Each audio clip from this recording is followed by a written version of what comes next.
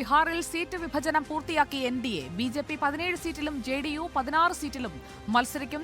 വിനിത വേണു നൽകും കൂടുതൽ വിവരങ്ങൾ ഇലക്ഷൻ ഡെസ്കിൽ നിന്ന്. വിനിത വേണു, എങ്ങനെയാണ് സീറ്റ് ധാരണയിലേക്ക് വരുന്ന ഫോർമുല? അതിൽ ഏതൊക്കെ സീറ്റുകൾ എങ്ങനെ വേണം അക്കോമഡേറ്റ് ചെയ്യാൻ? നേതാക്കൾ ആരൊക്കെ ആയിരിക്കണം മത്സരരംഗത്ത് ഇറങ്ങേണ്ടത്? അതൊക്കെ സംബന്ധിച്ചുള്ള ധാരണയുമായിട്ടുണ്ടോ? സുജയ, നമുക്കറിയാം നിതീഷ് കുമാറിനെ മുന്നണിയിലെത്തിച്ചുകൊണ്ട് വലിയ ആത്മവിശ്വാസത്തിലാണ് ബീഹാറിൽ എൻഡിഎ മത്സരരംഗത്തേക്ക് ഇറങ്ങുന്നത്. മുഴുവൻ സീറ്റുകളും തൂത്തുവാരുക എന്നതാണ് ലക്ഷ്യമെന്ന് നേരത്തെ തന്നെ എൻഡിഎ നേതാക്കൾ വ്യക്തമാക്കിയതുമാണ്. പ്രധാനമന്ത്രി നരേന്ദ്രമോദി ഉൾപ്പെടെയുള്ളവർ ഇക്കാര്യത്തിൽ പ്രതീക്ഷ പങ്കുവച്ചതുമാണ്. ഇന്നിപ്പോൾ യാതൊരു തർക്കവുമില്ലാതെ സീറ്റ് വിഭജനം പൂർത്തിയാക്കിയെന്ന വിവരമാണ് പുറത്തുവരുന്നത്. 17 സീറ്റുകളിൽ ബിജെപി തന്നെ മത്സരിക്കും.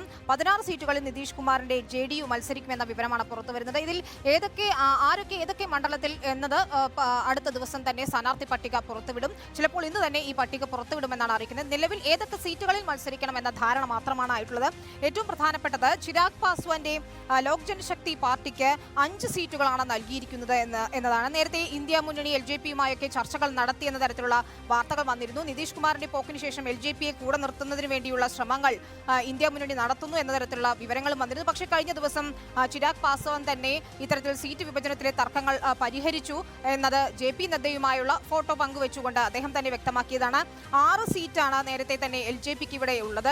അതിൽ 2 സീറ്റ് കൂടി വാഗ്ദാനം ചെയ്യുന്നു എന്ന തരത്തിലുള്ള സൂചനകളാണ് പുറത്തു വന്നതെങ്കിലും ഇപ്പോൾ LJPക്ക് 5 സീറ്റുകൾ നൽകിയെന്ന വാർത്തയാണ് വരുന്നത്. അങ്ങനെ 17 സീറ്റിൽ BJP, 16 സീറ്റിൽ JDU, 5 സീറ്റിൽ LJP എന്ന രീതിയിലാണ് ഇപ്പോൾ സീറ്റ് വിഭജന ചർച്ച പൂർത്തിയാക്കിയിരിക്കുന്നത്. ഒപ്പം അത് 2019 സമാനമായ രീതിയിലുള്ള ഒരു വിജയം നേടാൻ കഴിയുമെന്ന പ്രതീക്ഷ നിതീഷ് കുമാറും പങ്കുവയ്ക്കുന്നു. ഉപേന്ദ്ര കുശ്വാഹയുടെ രാഷ്ട്രീയ സമതാ പാർട്ടിക്കും ജിതിൻ റാം മഞ്ചിയുടെ ഹിന്ദുസ്ഥാനി അവാമി മോർച്ചയ്ക്കും HAM-നും ഓരോ സീറ്റുകൾ വീതം നൽകിക്കൊണ്ടാണ് NDA ബീഹാറിൽ സീറ്റ് വിഭജന ചർച്ചകൾ പൂർത്തിയാക്കിയത്. ഇനി ഏതൊക്കെ പ്രമുഖർ മത്സരിക്കാൻ ഇറങ്ങും എന്നത് സംബന്ധിച്ചാണ് വ്യക്തമാക്കേണ്ടത്. അത് ഉടൻ തന്നെ ഇന്നോ നാളെയോ തന്നെ സ്ഥാനാർത്ഥി പട്ടിക പ്രഖ്യാപിച്ച് പ്രചാരണത്തിലേക്ക് കടക്കാൻ തന്നെയാണ് തീരുമാനിച്ചിരിക്കുന്നത് NDA.